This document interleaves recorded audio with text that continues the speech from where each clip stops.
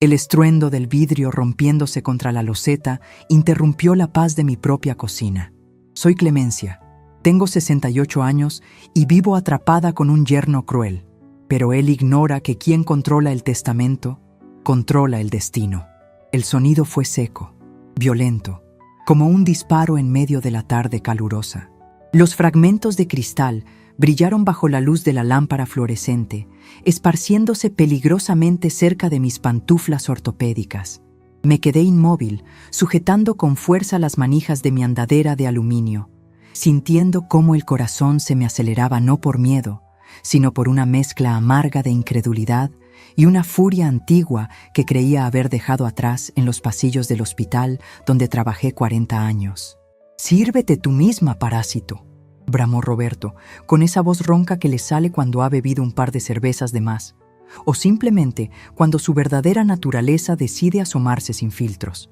Mi yerno estaba allí, parado frente al refrigerador de doble puerta que yo compré hace 6 meses, con el rostro enrojecido y las manos empuñadas. Su respiración era agitada, como si pedirle un simple vaso de agua hubiera sido un esfuerzo titánico, una ofensa imperdonable a su descanso de domingo. Yo solo tenía sed. Una sed seca y rasposa provocada por los medicamentos para la presión y los calmantes para mi cadera recién operada. No dije nada al principio. Mis ojos, acostumbrados a detectar el miedo y la mentira en los pacientes más difíciles, se clavaron en los suyos. Él sostuvo la mirada un segundo, desafiante, hinchado de una arrogancia prestada, antes de desviar la vista hacia el televisor de la sala, como si el espectáculo de humillarme ya hubiera terminado y fuera hora de volver al fútbol. «¿Parásito?», susurré, más para mí que para él. La palabra rebotó en mi mente, absurda y venenosa. Miré a mi alrededor. Estábamos en la cocina de la casa que mi esposo, que en paz descanse, y yo construimos ladrillo a ladrillo hace 3 décadas. Las cortinas de encaje las cosí yo. La madera de los gabinetes la elegí yo. Incluso la comida que Roberto digería en ese momento, esos cortes de carne que tanto le gustan para sus asados de fin de semana, fueron pagados con la pensión que me gané tras años de turnos dobles, noches sin dormir y la responsabilidad de ser jefa de enfermeras en el Hospital Central. Y sin embargo, para él, la intrusa era yo. El dolor en mi cadera derecha palpitó, recordándome mi vulnerabilidad física. Hace 2 meses, cuando me caí en el jardín, mi hija Lucía insistió en que ellos debían mudarse conmigo para cuidarme. Yo, tonta de mí, cegada por el amor de madre y la soledad que a veces se siente en una casa tan grande, acepté. Pensé en la compañía, en el ruido de la familia, en no cenar sola frente al noticiero. No vi venir que lo que entraba por mi puerta no era ayuda, sino una ocupación hostil. Roberto se dio la vuelta y se marchó hacia la sala, refunfuñando cosas que preferí no descifrar del todo, aunque escuché claramente «vieja inútil» y «carga». Me dejó allí, parada con mi andadera, frente a un mar de vidrios rotos y un charco de agua que avanzaba hacia mis pies. Cualquier otra mujer se hubiera echado a llorar. Quizás, en otro tiempo, yo también lo habría hecho, pero las lágrimas no limpian pisos ni curan heridas. Respiré hondo, oliendo el aroma a guiso que aún flotaba en el aire, y tomé una decisión silenciosa. No iba a gritarle, no iba a llamar a Lucía para que me defendiera, porque sabía, con un dolor profundo en el pecho, que ella probablemente bajaría la cabeza y me pediría que tuviera paciencia con Roberto, que él estaba muy estresado por el trabajo. ¿Qué trabajo? Si desde que llegaron aquí, el único trabajo de Roberto ha sido administrar mi paciencia y gastar mis ahorros en reparaciones que la casa no necesitaba. Con movimientos lentos y calculados, solté una mano de la andadera y me apoyé en la encimera. Me dolía el alma, pero me dolía más la dignidad pisoteada. Busqué debajo del fregadero la escoba y el recogedor. Me costó agacharme. Sentí el tirón en la cicatriz de la operación, un recordatorio agudo de mi fragilidad actual, pero no me detuve. Barrí cada fragmento. El sonido del vidrio arrastrándose por la cerámica fue la única conversación que tuvimos. Roberto subió el volumen del televisor, intentando ahogar el sonido de mi esfuerzo, intentando borrar su culpa o quizás celebrar su pequeña victoria de macho alfa en una casa ajena. Recogí los cristales grandes con cuidado. Uno de ellos me rozó el dedo índice y una gota de sangre oscura brotó, mezclándose con el agua del suelo. La miré fascinada. Sangre, vida, lo que yo había pasado años preservando en otros y lo que este hombre parecía querer drenarme día a día. Sequé el piso con un trapo viejo, exprimiéndolo con mis manos artríticas pero aún fuertes. Cuando terminé, la cocina estaba impecable de nuevo. Me serví mi propio vaso de agua, del grifo, porque no iba a darle el gusto de verme derrotada por la sed. Bebí despacio, sintiendo el líquido fresco bajar por mi garganta, lavando el nudo que se me había formado. Luego, inicié el ascenso. Mi habitación está en la planta baja, adaptada desde la operación, pero esa tarde sentí la necesidad imperiosa de ir al despacho de mi difunto esposo, que está en el segundo piso. Subir las escaleras fue un calvario. Cada escalón era una batalla ganada a la gravedad y a la edad. Clac, paso, arrastro. Clac, paso, arrastro.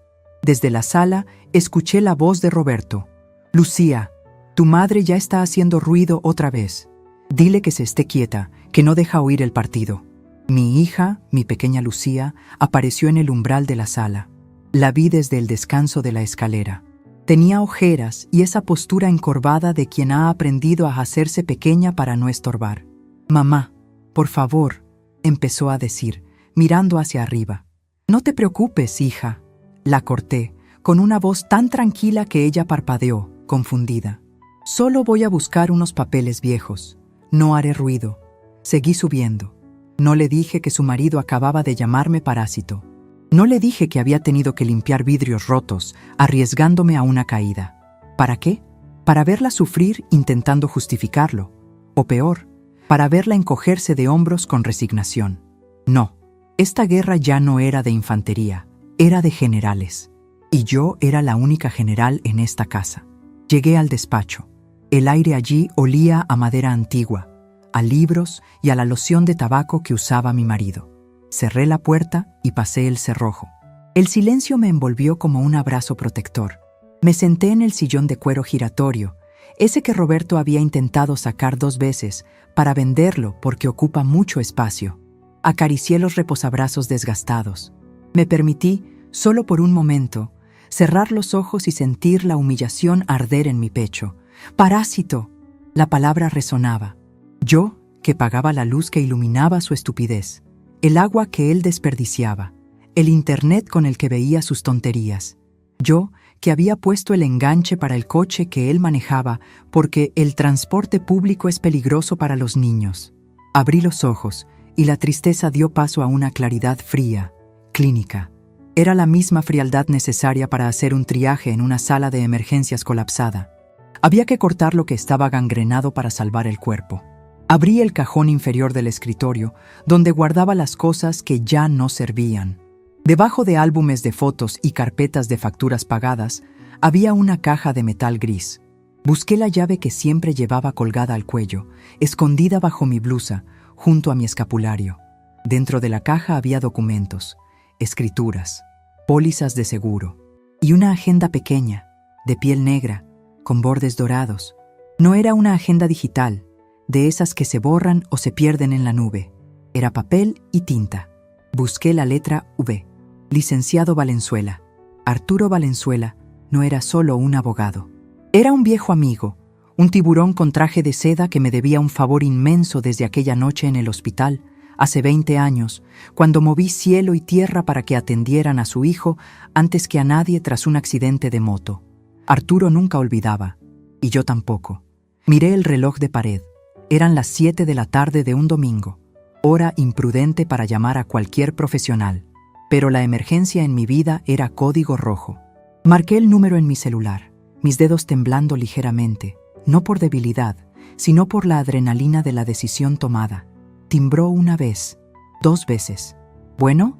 La voz al otro lado era grave, profesional, aunque se notaba el tono de descanso. Arturo, soy Clemencia. Hubo un silencio breve, seguido por el sonido de una silla moviéndose y una voz que cambió instantáneamente a un tono de calidez y alerta. Clemencia, qué milagro y qué gusto. Aunque, conociéndote, si me llamas un domingo a esta hora, no es para invitarme a tomar café. ¿Pasó algo? Respiré hondo. Miré por la ventana del despacho hacia el jardín. Abajo, podía ver el coche de Roberto mal estacionado sobre mi césped, aplastando las hortensias que planté el año pasado. Necesito verte, Arturo. Mañana mismo a primera hora.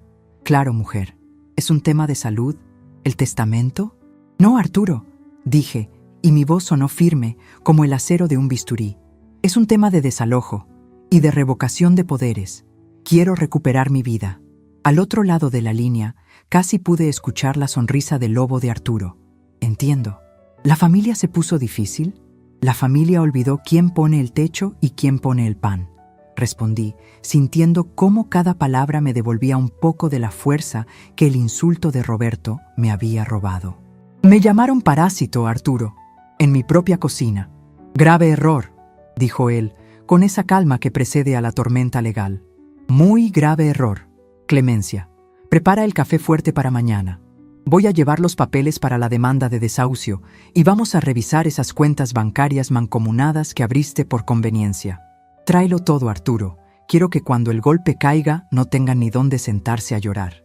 Colgué el teléfono y me quedé mirando la pantalla negra. Abajo se escuchó un grito de gol.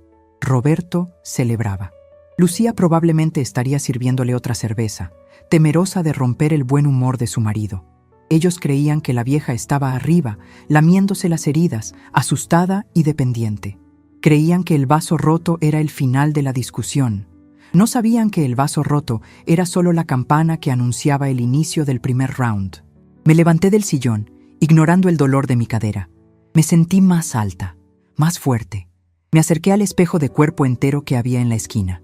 Me vi, el cabello gris recogido en un chongo severo, la blusa de botones abrochada hasta arriba, la andadera frente a mí. Parecía una abuela inofensiva. Sonreí, una sonrisa torcida que no me llegaba a los ojos. Parásito.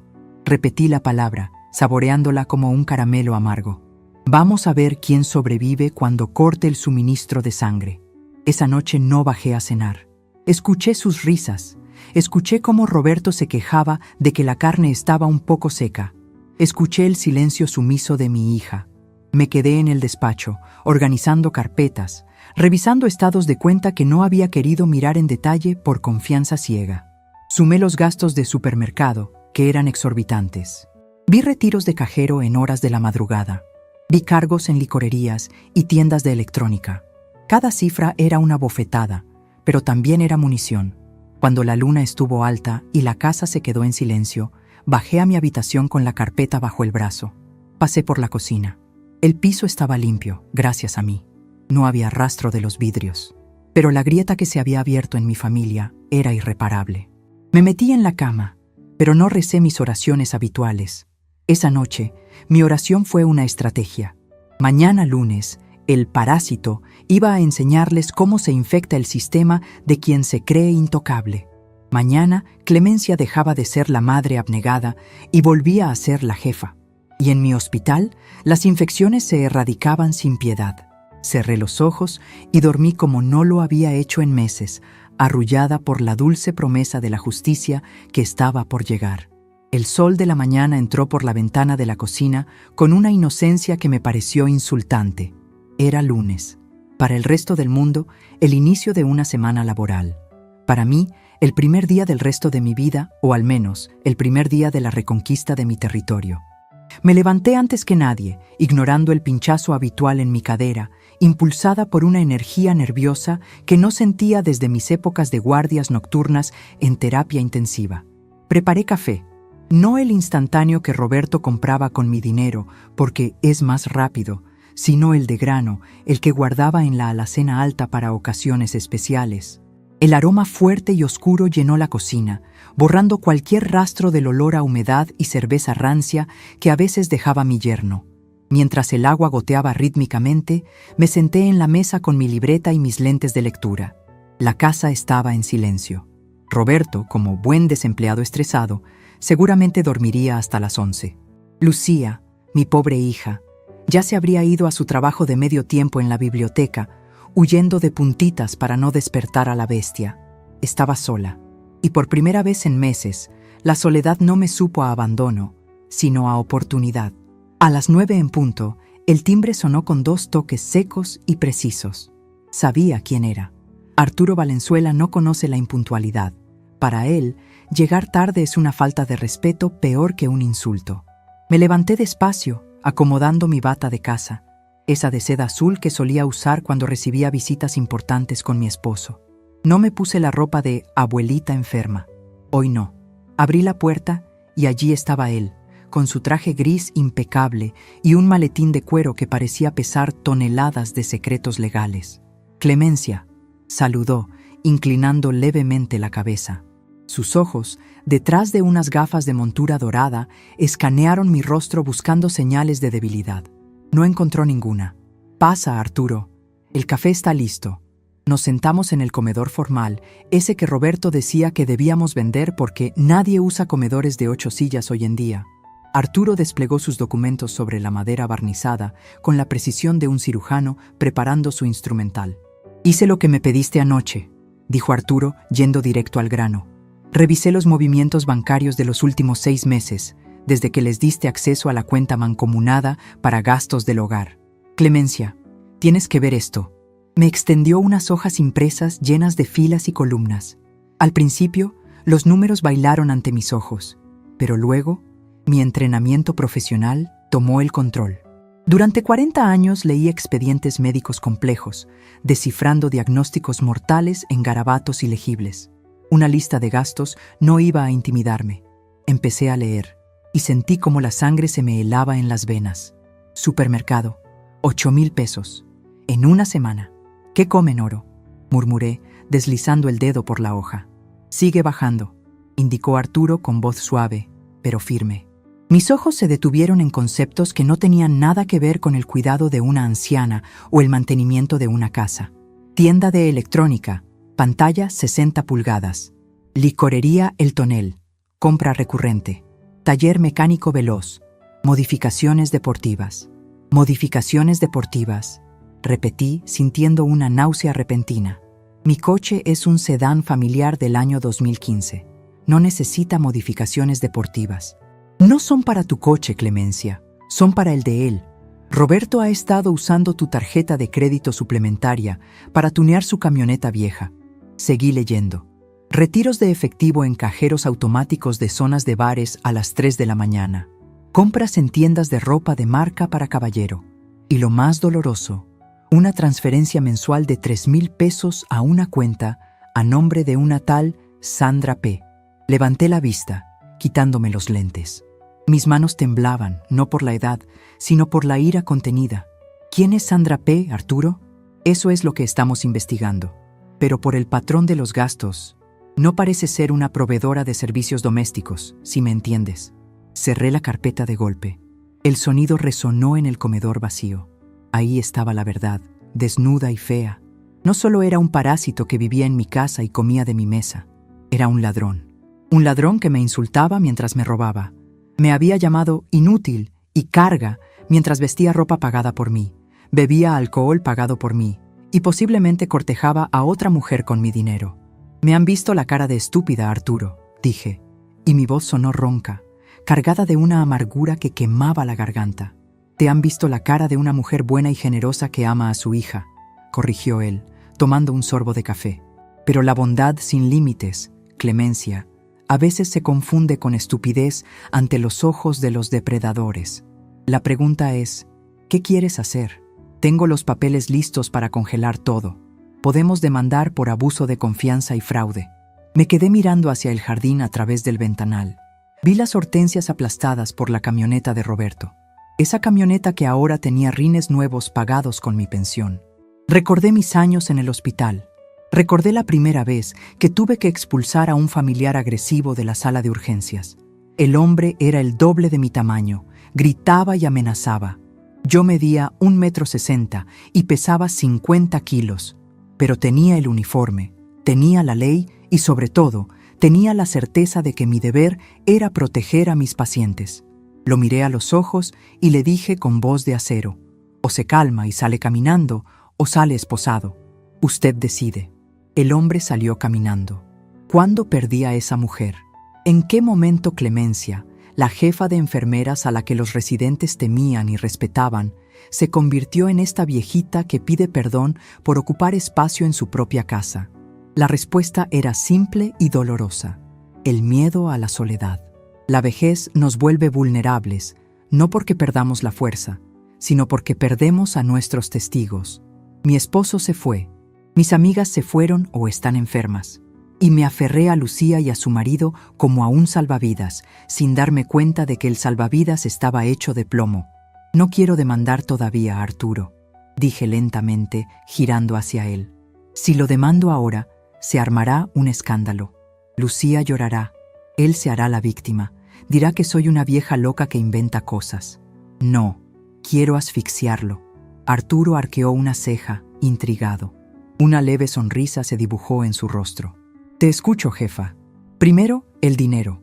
Quiero que canceles todas las tarjetas adicionales hoy mismo. Reportalas como robadas o perdidas. No me importa. Bloquea el acceso a la cuenta mancomunada. Deja solo la cuenta donde recibo mi pensión y asegúrate de que solo yo tenga la firma autorizada. Hecho. ¿Y los servicios? El internet de alta velocidad que contrató para sus videojuegos, córtalo. El paquete de televisión premium, córtalo. Déjalo básico. Lo que yo uso.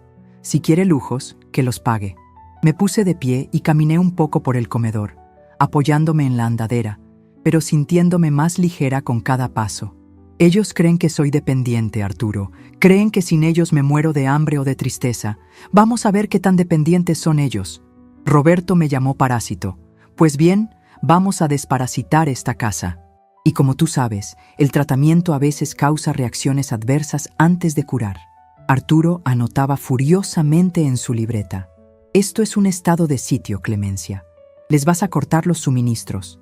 Exacto. Y cuando estén desesperados, cuando no tengan tarjeta para gasolina ni internet para perder el tiempo, cuando la realidad los golpee, entonces les presentaré la orden de desalojo. Quiero verle la cara a Roberto cuando su tarjeta sea rechazada en la licorería. Quiero verlo sudar. Es un plan cruel, dijo Arturo, cerrando su maletín con un clic satisfactorio. Me encanta. En ese momento, escuchamos pasos pesados bajando la escalera. Eran las 11:30. El señor de la casa despertaba. Arturo me miró, esperando instrucciones. Vete por la puerta del servicio, Arturo. Que no te vea todavía. Quiero que piense que sigo siendo la viejita sumisa un poco más. El factor sorpresa es vital en cualquier operación.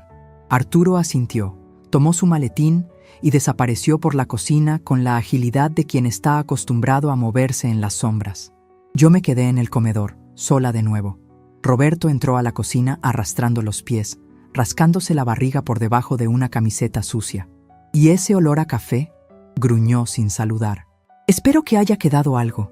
Tengo una resaca espantosa.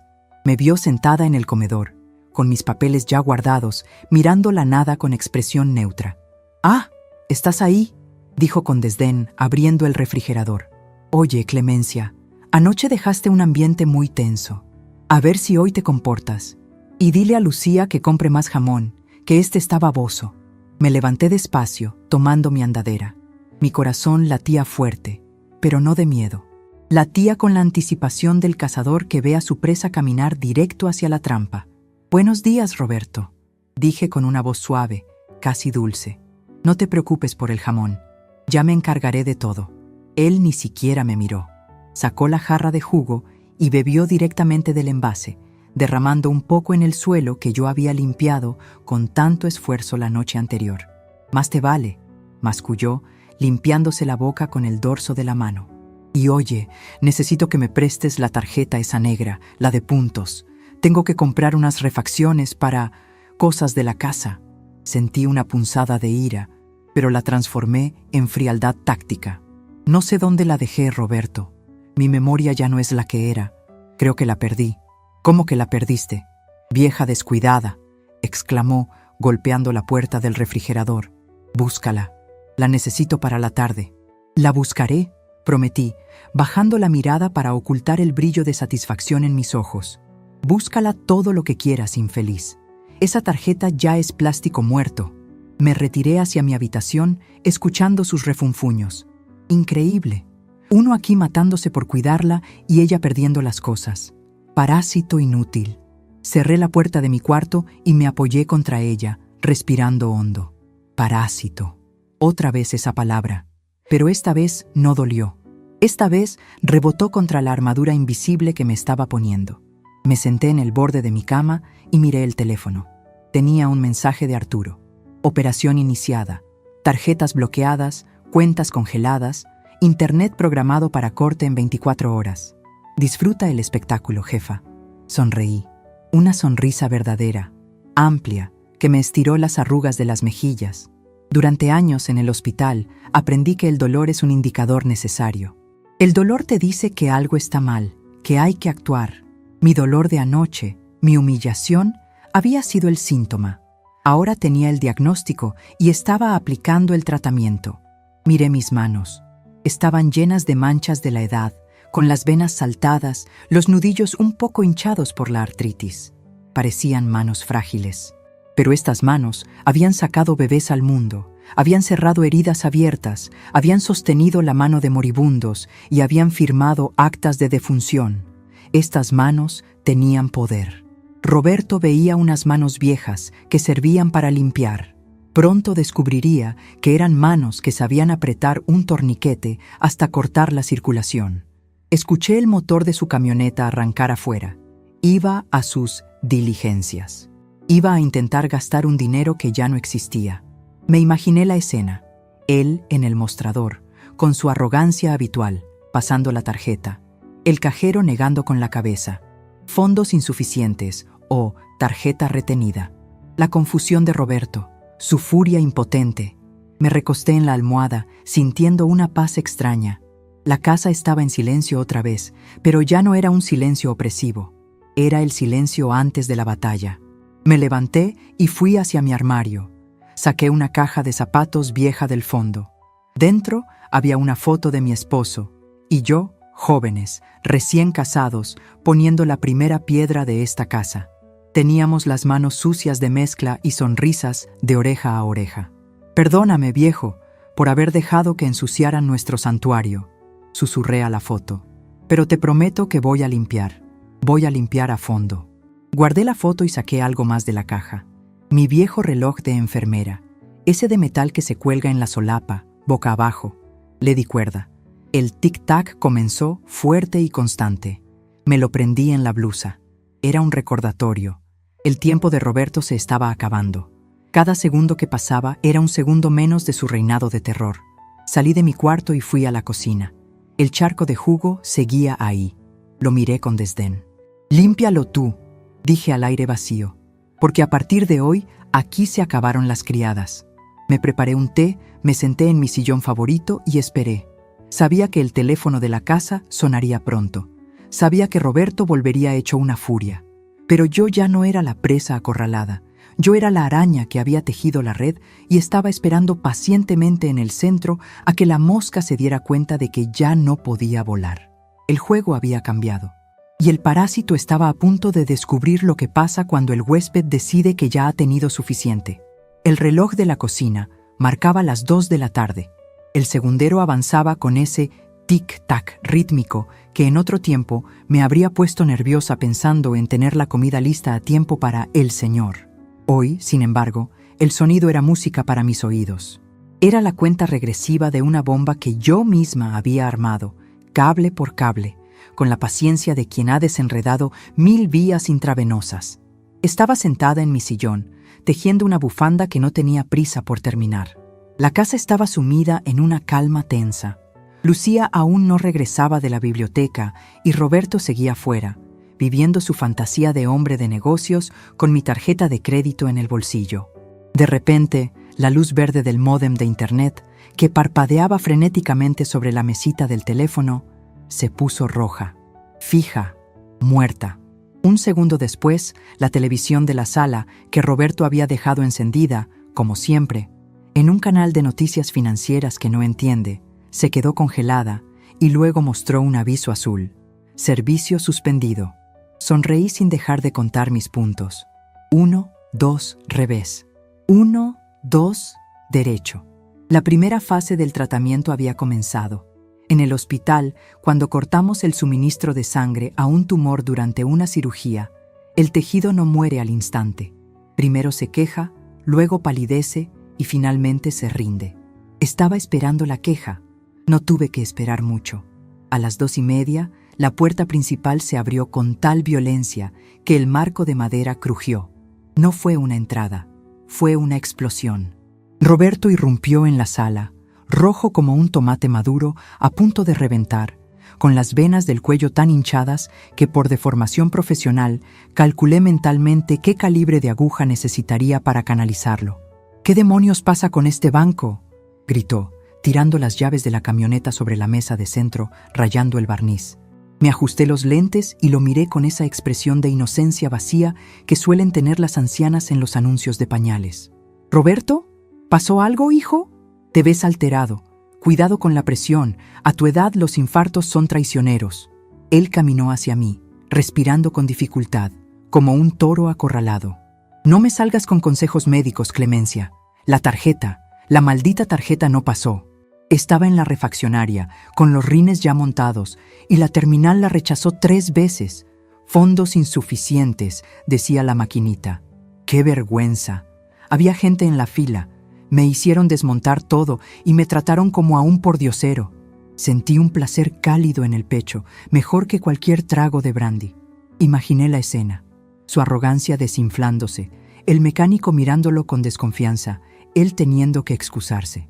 «¡Ay, qué barbaridad!», dije llevándome una mano a la boca en un gesto de falsa preocupación. «¿La tarjeta negra? Qué raro. A lo mejor se desimantó. Dicen que si las pones cerca del celular se echan a perder». «No se desimantó, Clemencia. Dice fondos insuficientes», bramó él, acercándose tanto que pude oler su sudor agrio. «¿Qué hiciste? ¿Gastaste el dinero?». Bajé la mirada a mi tejido, ocultando el brillo de mis ojos. «¿Yo?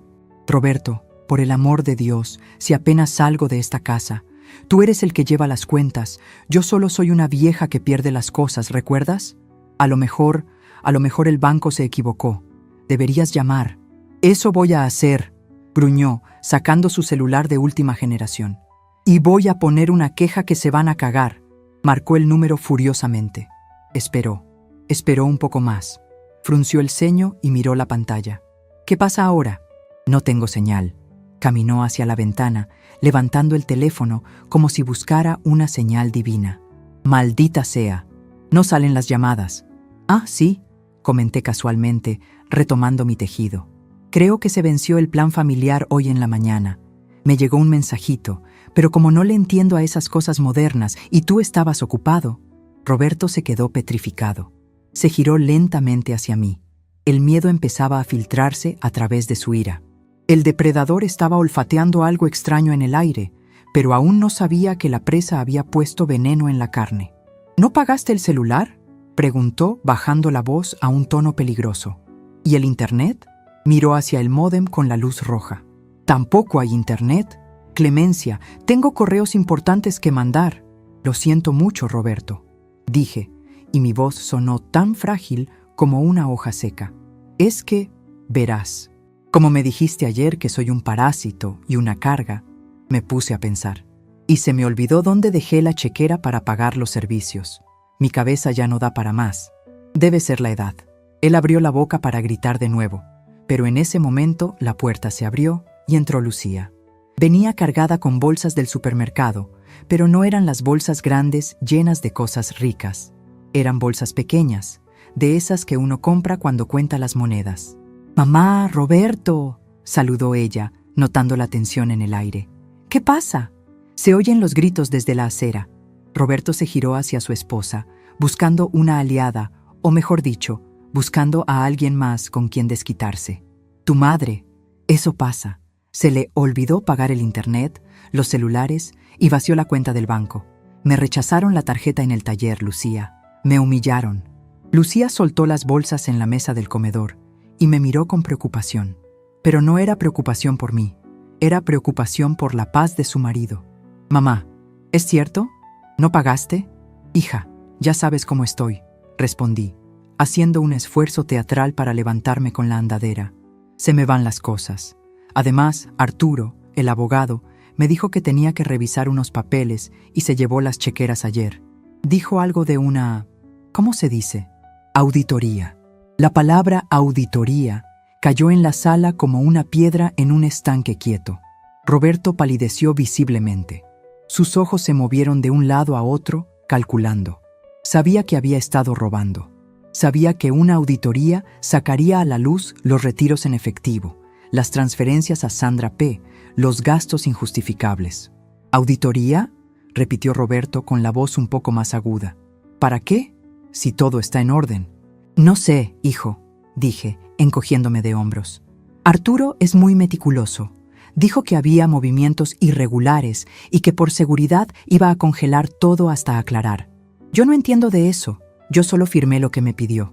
Ya ves que yo confío ciegamente en ustedes. Caminé lentamente hacia la cocina, arrastrando mis pies a propósito. Tengo hambre, murmuré. Voy a ver qué preparo. Roberto me siguió, pisándome los talones. A ver. Esto no se puede quedar así. Llame a ese abogado ahora mismo y dígale que desbloquee las cuentas. Tengo que echar gasolina, Clemencia. Tengo compromisos. Me detuve frente al refrigerador y me giré. Lo miré a los ojos. Por un segundo, dejé caer la máscara de viejita despistada y dejé que viera a la jefa de enfermeras. Mis ojos se clavaron en los suyos con la dureza del acero quirúrgico. No puedo llamarlo, Roberto. No tengo saldo en el celular. Y el teléfono de la casa, creo que también lo cortaron por falta de pago. Pues usa el de Lucía, gritó, desesperado. Lucía sacó su teléfono del bolso. No tengo señal, Roberto. Estamos en el mismo plan familiar, el que paga mi mamá. El silencio que siguió fue absoluto.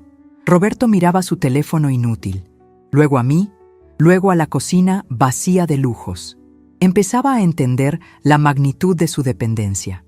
Sin mi dinero, él no era nada. Sin mi firma, no tenía voz, ni datos, ni gasolina. Bueno, dijo Roberto, tratando de recuperar el control, pasándose la mano por el cabello ralo. Está bien. Es un error administrativo. Mañana iré al banco yo mismo a arreglar este desastre. Pero ahora tengo hambre. Sírveme de comer, Clemencia. Y espero que sea algo bueno para compensar este mal rato. Abrí el refrigerador. Estaba impecable, pero desoladoramente básico. Había huevos, leche, un poco de queso panela y verduras. No había cortes de carne. No había cervezas importadas. Saqué 2 huevos y un tomate. Lo siento, Roberto. Como no había dinero en la tarjeta, no pude encargar la compra de la semana. Solo queda lo que había en el fondo. ¿Huevos?, preguntó con asco.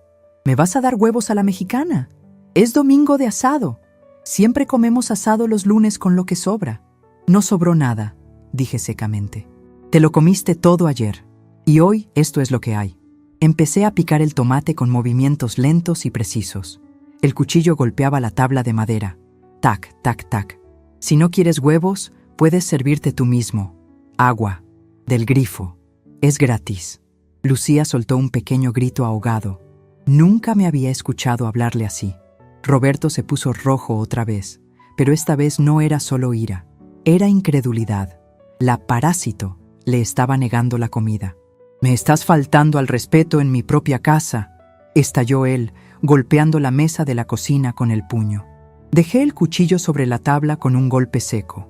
Me giré despacio, apoyándome en la encimera para no usar la andadera. Me erguí todo lo que mi columna me permitía. «¿Tu casa?», pregunté en voz muy baja, pero que resonó en la cocina con una claridad aterradora. Corrígeme si me equivoco, Roberto, pero las escrituras están a nombre de Clemencia Viuda de Ramírez. Los impuestos los paga Clemencia. El mantenimiento lo paga Clemencia.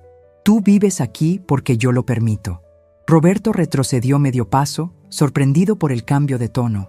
Pero nosotros te cuidamos, nos sacrificamos por ti. ¿Ah, sí? Solté una risa corta y seca. ¿Me cuidas tirando vasos al suelo para que yo los limpie? ¿Me cuidas llamándome parásito?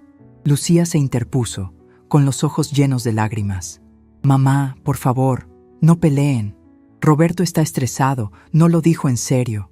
Lo dijo muy en serio, Lucía. La corté sin mirarla, mis ojos fijos en él. Y yo también hablo en serio. Si quieres comer otra cosa, Roberto, saca dinero de tu bolsillo y ve a comprarlo. Ah, espera. Olvidaba que hace 2 años que no tienes bolsillo propio. Roberto apretó los dientes. Su orgullo de macho estaba siendo despellejado vivo frente a su esposa. «Cuidado, Clemencia», amenazó, señalándome con el dedo índice. «No estires tanto la liga porque se rompe. Soy el hombre de esta casa y merezco respeto. Voy a arreglar esto mañana y te vas a arrepentir de esta actitud». «Veremos», dije simplemente, y me di la vuelta para echar los huevos a la sartén. El aceite chilló al contacto, rompiendo la tensión. Roberto se quedó allí parado un momento más, respirando agitadamente, impotente ante mi espalda. No podía pegarme. Sabía que eso sería el fin inmediato y la cárcel. No podía gritar más porque ya no tenía audiencia que se intimidara. «Vámonos, Lucía», ordenó él. «Vamos a comer a la fonda de la esquina. Aquí apesta a locura». «Pero Roberto, no tengo efectivo», susurró Lucía avergonzada. «Busca en los cajones. Debe haber monedas. Rómpele el cochinito al perro si hace falta». Escuché cómo revolvían los cajones de la entrada, buscando cambio suelto como adictos buscando una dosis. Escuché el tintineo de monedas. Escuché la puerta azotarse cuando salieron. Me quedé sola en la cocina. Apagué la estufa. Me serví los huevos en un plato bonito, de los de porcelana que guardaba para Navidad.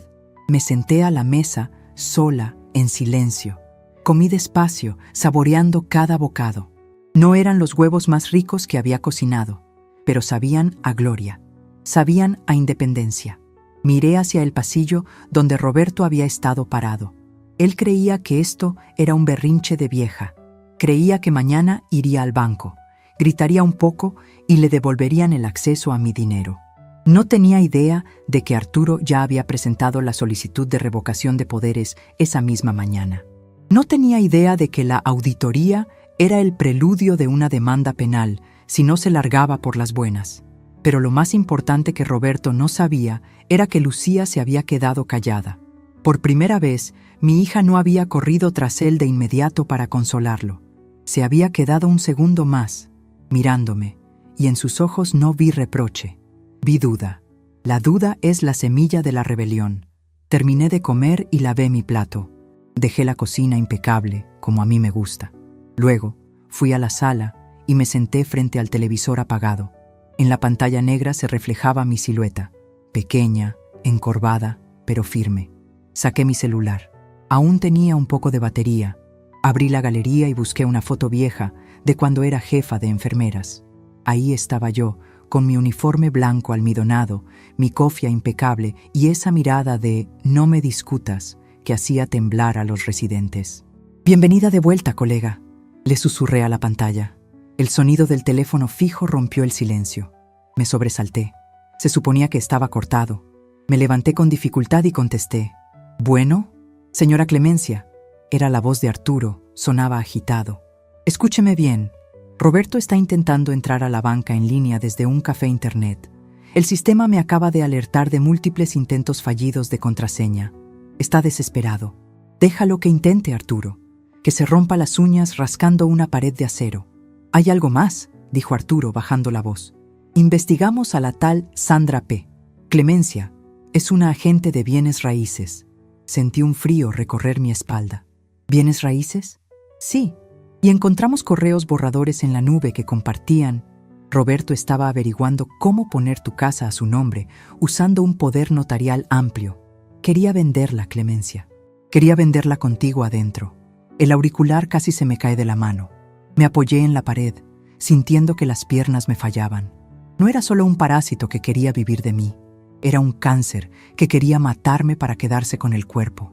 Quería vender mi hogar, mi refugio, el lugar donde crié a mi hija y donde murió mi esposo.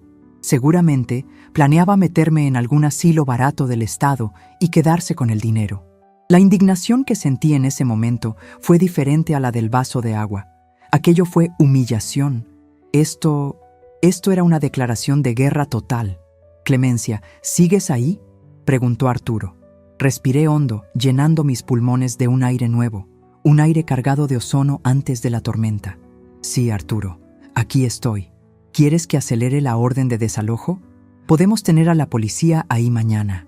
«No», dije, y mi voz sonó extrañamente tranquila, fría como el mármol de la morgue. «Todavía no.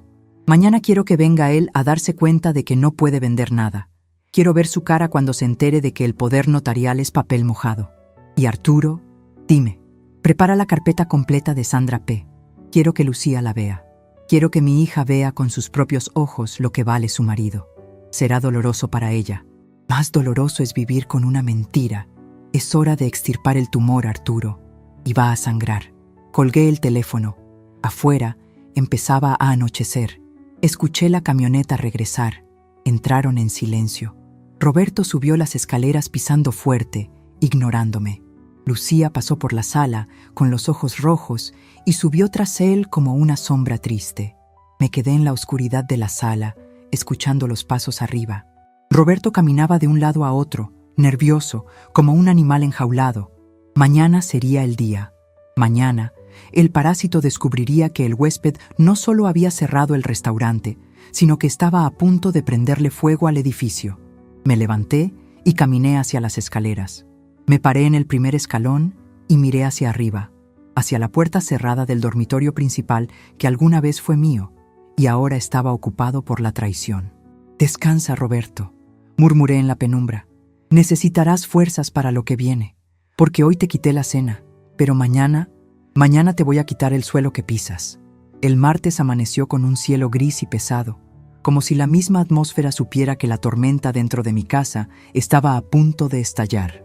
Roberto caminaba de un lado a otro de la sala como un león enjaulado y hambriento. Sus pasos pesados hacían vibrar los cristales de la vitrina donde guardo mis figuras de porcelana.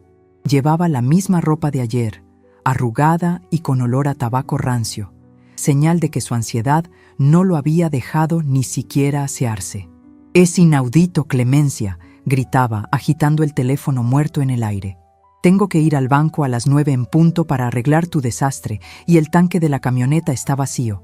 Dame efectivo». Yo estaba sentada en mi sillón, con las manos entrelazadas sobre el regazo, tranquila. La tranquilidad de quien ya ha visto el final de la película y solo espera que rueden los créditos. «No tengo efectivo, Roberto», respondí sin mirarlo, fijando la vista en un punto invisible de la alfombra. «Y aunque lo tuviera, no te daría ni un centavo. El banco queda a 15 cuadras. Tienes 2 piernas sanas, úsalas». «¿Caminar?», bramó con los ojos desorbitados. «Soy un profesional. No puedo llegar caminando y sudando a una sucursal bancaria. ¿Qué van a pensar? Van a pensar que eres un hombre que camina», dije con simpleza. «O tal vez, si tienes suerte, pensarán que eres un hombre que hace ejercicio. De cualquier modo, no es mi problema». Lucía estaba en la cocina, fingiendo lavar unos trastes que ya estaban limpios. Podía escuchar el tintineo nervioso de las tazas. Mi hija se escondía del conflicto, pero hoy no habría escondite posible para nadie. Roberto se pasó las manos por el pelo ralo, desesperado.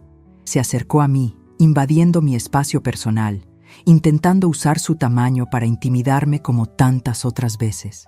«Mira, vieja». «Clemencia», se corrigió apretando los dientes. «Deja de jugar. Sé que tienes dinero guardado en esa caja fuerte del despacho. Dame la llave. Ahora, es por tu bien. Si no arreglo las cuentas, nos cortan la luz también».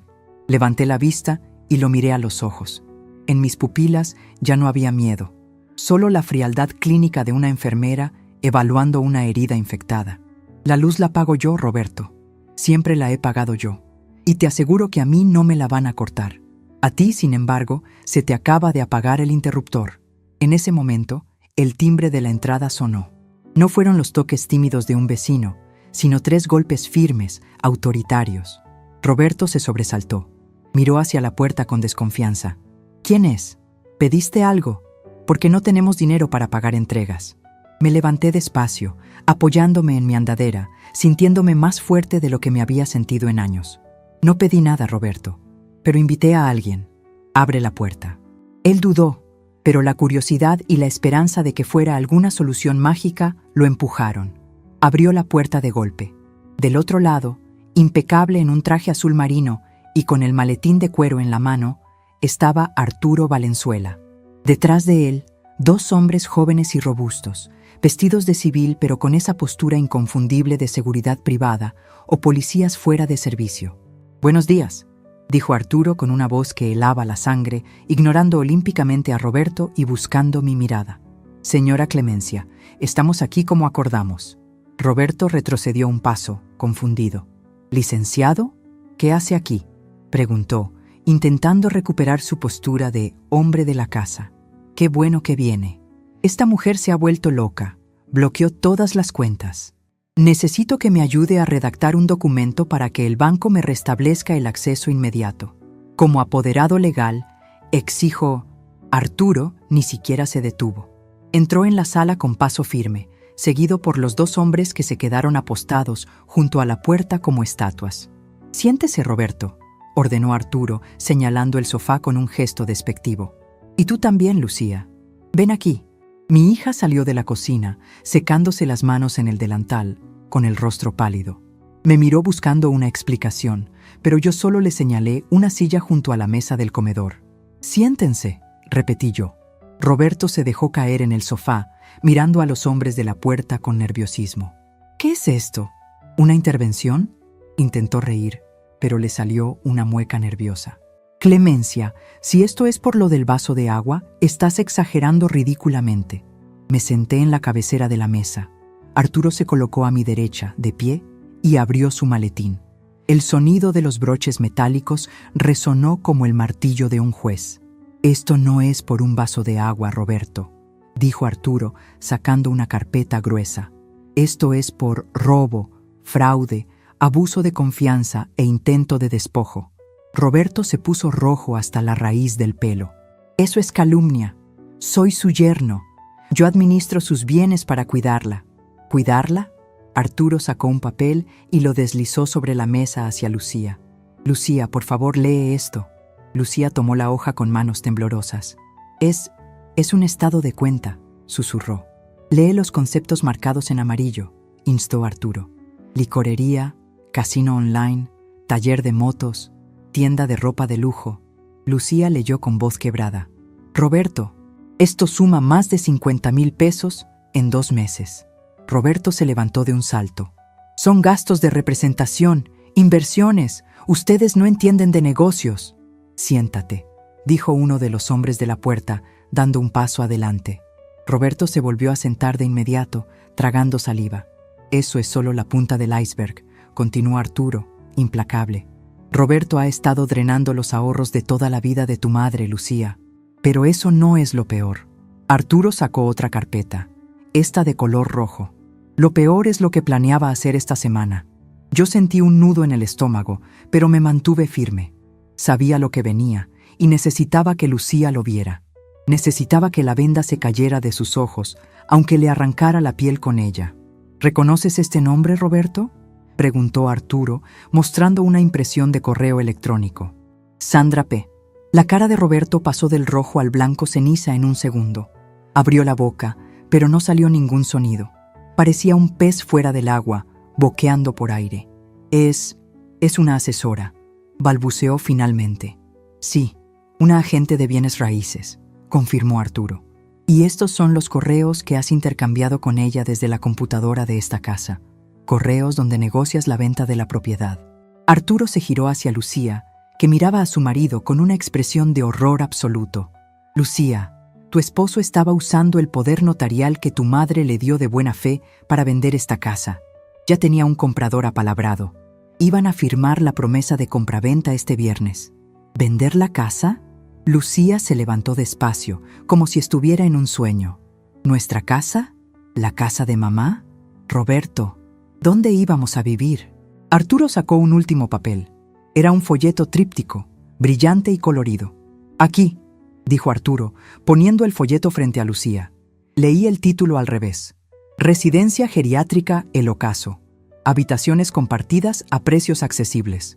El silencio que siguió fue sepulcral. Solo se escuchaba la respiración agitada de Roberto y el sonido lejano de un perro ladrando en la calle. Lucía miró el folleto, luego a su marido, luego a mí. Sus ojos se llenaron de lágrimas, pero esta vez no eran lágrimas de sumisión. Eran lágrimas de una furia dolorosa, la furia de quien descubre que ha estado durmiendo con el enemigo. Ibas a meter a mi madre en un asilo barato», susurró Lucía, con la voz temblando de indignación. «¿Y te ibas a quedar con el dinero de la casa? Era lo mejor para todos. gritó Roberto desesperado, viendo que su castillo de naipes se derrumbaba. Esta casa es demasiado grande, cuesta mucho mantenerla. Ella necesita cuidados profesionales que tú no le das, Lucía. Lo hice pensando en el futuro. ¿En el futuro de quién, parásito?, intervine yo, golpeando la mesa con la palma de mi mano. El sonido fue seco y definitivo. Roberto se giró hacia mí, con odio en la mirada. Tú, vieja bruja, planeaste todo esto, me hiciste creer que eras una estúpida olvidadiza. Te hice creer lo que tú querías ver, respondí, levantándome con ayuda de la andadera, irguiéndome todo lo que mi columna me permitía. Querías ver a una vieja inútil para no sentirte tan poca cosa. Pero se te olvidó, Roberto, que antes de ser vieja fui jefa, y a mí no me roba nadie. Arturo dio un paso adelante. Señor Roberto, a partir de este momento, el poder notarial queda revocado. Aquí está el acta. Además, se ha presentado una denuncia formal ante el Ministerio Público por fraude y administración fraudulenta. Roberto se rió, una risa nerviosa y aguda. ¿Denuncia? Por favor. Soy su familia. No me van a hacer nada. Lucía no lo permitirá. ¿Verdad, mi amor? Miró a su esposa con esa mirada manipuladora que tantas veces le había funcionado. Esa mirada de, pobrecito de mí, el mundo me trata mal. Lucía estaba de pie, sosteniendo el folleto del asilo en una mano y el estado de cuenta en la otra. Miró a Roberto. Luego miró el piso de la cocina, ese piso que yo había limpiado de rodillas 2 días antes mientras él me insultaba. Lucía, insistió él, diles que se vayan. Es un malentendido. Lucía levantó la vista. Sus ojos estaban secos ahora. Lárgate, dijo. Roberto parpadeó. ¿Qué? Que te largues, gritó Lucía con una voz que no parecía suya, una voz que venía de las entrañas. Querías vender la casa de mi padre. Querías encerrar a mi madre como si fuera un mueble viejo. Lárgate de aquí antes de que yo misma te saque a patadas. Roberto se quedó paralizado. Su aliada, su escudo, su víctima, se había vuelto en su contra. Miró a Arturo, miró a los guardias, me miró a mí. No me puedo ir así. No tengo a dónde ir. No tengo dinero. Empezó a lloriquear, transformándose instantáneamente de tirano a mendigo. Tienes tus piernas, le recordé, devolviéndole sus propias palabras. Y tienes suerte, porque si fuera por mí, saldrías de aquí esposado. Pero por respeto a mi hija, te doy la oportunidad de salir caminando. ¿Y mis cosas?, preguntó mirando hacia arriba. Mi ropa, mi computadora. Tus cosas se quedarán aquí hasta que pagues lo que debes, intervino Arturo. Considera tus bienes embargados como garantía del desfalco. Si quieres recuperar tus camisas de marca y tu consola de videojuegos, tendrás que demostrar que las compraste con dinero legítimo tuyo. Y sabemos que no fue así. Roberto miró a su alrededor, buscando una salida, un argumento, algo. Pero las paredes de la casa que quiso vender parecían cerrarse sobre él, rechazándolo. Ya no era su territorio, nunca lo fue. Esto no se va a quedar así, amenazó en voz baja, caminando hacia la puerta. Espero que no, dijo Arturo. Nos vemos en los tribunales. Uno de los guardias le abrió la puerta. El sol de la mañana entró, iluminando el polvo en el aire. Roberto salió tropezando, cegado por la luz, humillado, con las manos vacías y los bolsillos rotos. Lo vimos caminar hacia su camioneta. Intentó abrirla. «¡Ah, las llaves!», dijo Arturo, levantando un juego de llaves que sacó de su bolsillo. Se me olvidó mencionar que la camioneta también está a nombre de la señora Clemencia, y como usted ya no tiene autorización de uso... Roberto golpeó el cristal de la ventanilla con el puño, soltando un grito de frustración que se oyó en toda la cuadra. Luego, derrotado, encorvado, empezó a caminar calle abajo. Cerré los ojos un momento, escuchando el sonido de sus pasos alejándose. El aire en la casa cambió al instante. Ya no olía a miedo, olía a limpieza. Lucía se dejó caer en la silla y rompió a llorar, cubriéndose la cara con las manos. «Perdóname, mamá. Perdóname, soy una estúpida. No lo vi, te juro que no lo vi». Me acerqué a ella. Dejé la andadera a un lado y puse mi mano sobre su hombro. Sentí cómo temblaba. No eras estúpida, hija. Estabas enamorada, y el amor a veces nos pone cataratas en los ojos. Pero hoy te operaste, hoy recuperaste la vista. Arturo recogió sus papeles con discreción. Hizo una señal a los guardias, que salieron al porche para montar guardia. «Clemencia», dijo en voz baja, «lo peor ya pasó, pero ahora viene la limpieza profunda. Hay deudas, hay trámites. Lo sé, Arturo, pero tengo tiempo, y tengo mi casa». Miré a mi hija, que seguía llorando, liberando años de tensión y ceguera. «Ya, le dije con suavidad, acariciando su cabello como cuando era niña. «Llora todo lo que tengas que llorar hoy. Limpia el alma, porque mañana, Lucía, mañana tenemos mucho trabajo.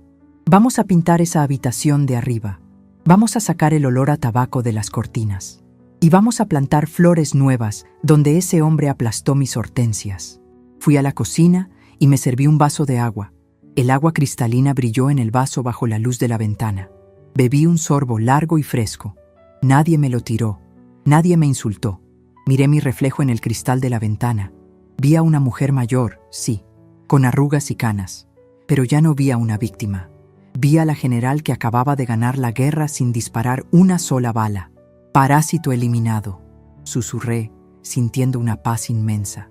El paciente está estable y en recuperación. Ahora solo faltaba reconstruir. Y si algo sabemos hacer las mujeres como yo, es levantar imperios sobre las ruinas que nos dejan los hombres que nos subestiman. Han pasado 3 meses desde que Roberto salió por esa puerta arrastrando su orgullo herido y sus maletas vacías, y la casa, mi casa, ha dejado de oler a encierro y a tabaco rancio. Ahora huele a lavanda y a pan recién horneado. Me encuentro en el jardín, sentada en mi banco de hierro forjado, observando cómo las hortensias que él aplastó con su camioneta han comenzado a brotar de nuevo. Son pequeñas, tímidas hojas verdes asomando de la tierra negra, pero están vivas.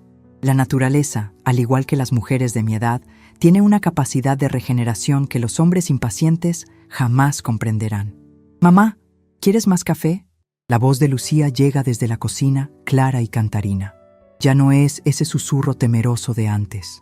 «Sí, hija, pero tráelo aquí afuera. La mañana está preciosa», respondo cerrando los ojos para sentir el sol en la cara. La transformación física de la casa fue lo primero que acometimos. Lucía y yo pasamos 2 semanas sacando basura. Y cuando digo basura, no me refiero solo a las cajas de pizza vacías o las revistas de autos de Roberto. Me refiero a la energía pesada que había impregnado las paredes. Pintamos la habitación de arriba, ese despacho donde él planeaba mi ruina, de un color crema luminoso. Ahora es el taller de costura de Lucía. Mi hija siempre tuvo manos hábiles para el diseño, pero su marido le había convencido de que eso no dejaba dinero. Ahora, el zumbido de su máquina de coser es la banda sonora de nuestras tardes, mucho más dulce que los gritos de gol que solían retumbar en el techo. Lucía sale al jardín con 2 tazas humeantes y una sonrisa que le llega a los ojos. Ha perdido peso, pero no por tristeza, sino porque se quitó de encima 90 kilos de lastre llamado Roberto. Se ha cortado el cabello, un estilo moderno que la hace ver 10 años más joven. «Arturo llamó hace un rato», dice ella, sentándose a mi lado y pasándome la taza. «Ya salió la sentencia definitiva del divorcio, y el embargo procedió». Bebo un sorbo de café, saboreando la victoria. No es una victoria amarga, es justa. «¿Y qué pasó con nuestro amigo?», pregunto, aunque Arturo ya me mantiene informada. Prefiero escuchar cómo lo procesa mi hija. Arturo dice que está viviendo con su madre, en ese departamento minúsculo del centro. ¿Y lo mejor? Lucía suelta una risita traviesa, algo que no le escuchaba desde que era adolescente. Está trabajando de ayudante en el taller mecánico, donde antes iba a tunear la camioneta. Al parecer, el dueño le dio trabajo por lástima y para cobrarse la deuda de los rines que nunca pagó. Ahora es el que barre la grasa del piso. Asiento lentamente. La vida tiene un sentido del humor muy particular. El hombre que tiró un vaso de agua al piso para que yo lo limpiara, ahora se gana el pan limpiando el aceite que otros derraman. Justicia poética, murmuro. ¿Y tú cómo te sientes con eso? Lucía mira hacia los árboles pensativa. Al principio sentí pena, mamá. Me enseñaron que una esposa debe estar en las buenas y en las malas. Pero luego recuerdo el folleto del asilo. Recuerdo que quería vender tu casa, nuestra historia, y la pena se convierte en alivio. Me siento libre. Le doy unas palmaditas en la mano. La lealtad es un regalo, hija, no una obligación de esclavitud. Él rompió el contrato mucho antes de que firmaras el divorcio. La recuperación financiera ha sido lenta pero constante. Con la pensión recuperada y los gastos superfluos eliminados, las cuentas han vuelto a estar en negro. No somos ricas, pero dormimos tranquilas. Lucía ha empezado a vender sus arreglos de ropa y disfraces para niños por internet, usando la misma conexión que antes servía para los videojuegos de Roberto. Cada peso que entra en esta casa ahora es un peso honesto, limpio y nuestro. Pero el cambio más grande no ha sido en la casa ni en el banco, sino en la comunidad. La noticia de lo que pasó corrió como la pólvora en el barrio. Al principio, temí que me vieran como a la vieja loca que echó a su yerno a la calle. Me equivoqué. La gente, especialmente las mujeres de mi generación, empezaron a acercarse. Doña Carmen, la vecina de enfrente que vive sola, vino un día con un pastel. Luego llegó Socorro, la viuda del farmacéutico. Empezamos a reunirnos los jueves por la tarde. Lo que comenzó como un café se ha convertido en una especie de consejo de guerra informal. Clemencia, mi hijo me está pidiendo que le firme un aval, me dijo Socorro la semana pasada, con miedo en la mirada. Ni se te ocurra, Socorro, le dije sirviéndole té. Si el banco no confía en él, ¿por qué vas a arriesgar tú tu techo? Que trabaje. El amor de madre no es una cuenta bancaria abierta. Me he convertido, sin buscarlo, en la referencia de dignidad para las abuelas de la colonia. Me ven caminar con mi andadera, erguida, con la cabeza alta, y ven que es posible decir no. Ven que la edad no nos quita el derecho a mandar en nuestro propio castillo. Ayer por la tarde, tuve un encuentro que cerró el ciclo definitivamente. Fui al supermercado con Lucía. Íbamos riendo, eligiendo frutas, disfrutando de poder comprar lo que se nos antojara sin tener que justificar el gasto. Al salir, mientras esperábamos el taxi, lo vi. Roberto estaba en la parada del autobús, al otro lado de la calle. Llevaba un overol azul manchado de grasa y se veía cansado, envejecido. No tenía la postura arrogante de antes. Estaba encorvado, revisando un celular viejo con la pantalla estrellada. Nuestras miradas se cruzaron por un segundo entre el tráfico. Esperé sentir odio. Esperé sentir esa furia caliente que me hizo subir las escaleras aquella noche. Pero no sentí nada. Ni rabia, ni miedo, ni siquiera lástima. Solo indiferencia. Era como mirar a un extraño, a un extra en la película de mi vida que ya no tiene líneas de diálogo. Él bajó la mirada rápidamente, avergonzado. Se subió al autobús apresuradamente, huyendo de la imagen de la mujer a la que llamó parásito. ¿Lo viste?, me preguntó Lucía en voz baja mientras subíamos al taxi. Vi a un hombre que aprendió a la mala que no se muerde la mano que te da de comer, respondí, cerrando la puerta del coche. Vámonos a casa, que tengo que terminar mi bufanda. Ahora, sentada en mi jardín, reflexiono sobre esa palabra, parásito. Durante meses dejé que esa palabra me carcomiera. Me sentía culpable por ocupar espacio, por necesitar ayuda física, por ser vieja. La sociedad nos dice sutilmente que cuando dejamos de ser productivas laboralmente, nos convertimos en una carga, que debemos estar agradecidas si alguien nos tolera. ¡Qué gran mentira! Somos las raíces. Un árbol no puede llamar parásito a sus raíces solo porque están bajo tierra y no dan frutos visibles. Sin nosotras, el árbol se cae. Yo construí los cimientos sobre los que Roberto quería bailar. Yo acumulé la sabiduría, los recursos y la paciencia. Descubrí que el poder no se pierde con la menopausia ni con la jubilación. El poder solo cambia de forma. Se vuelve más silencioso, más estratégico.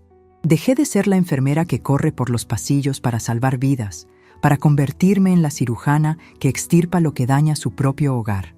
Lucía se levanta para entrar a la casa. Voy a preparar la comida, mamá. Hoy sí hay asado. Y lo pagué yo. Que sea término medio, hija. Como nos gusta a nosotras. Me quedo sola un momento más. Miro mis manos.